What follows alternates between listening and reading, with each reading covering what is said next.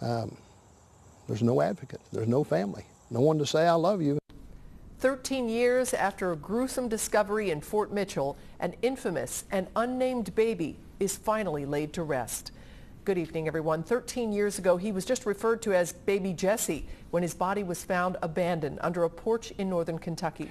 The investigation into what happened wrapped up years ago, but for some reason, the newborn's remains stayed in an evidence locker until last week. A decision was made to bury the baby in an indigent grave.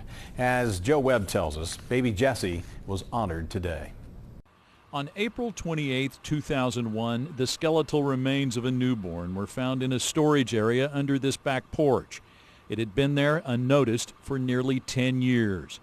Fort Mitchell police launched an investigation. We have to determine what happened, but we are equally concerned with resolving this and giving this baby the opportunity to have its final rest.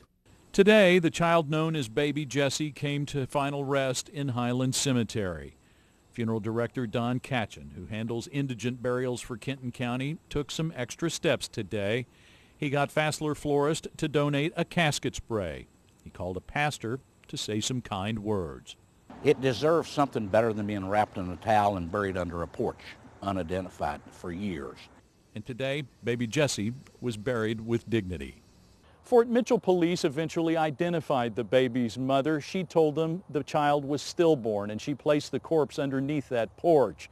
She was charged with tampering with evidence. CATCHEN tried to track down the mother and any family for the graveside service, and he found no one. The baby was buried in the presence of two strangers, but caring strangers. But I'm blessed that there's such a room in heaven for little ones, just like this one. A place where they be properly cared for and properly loved. Two things Baby Jesse never knew.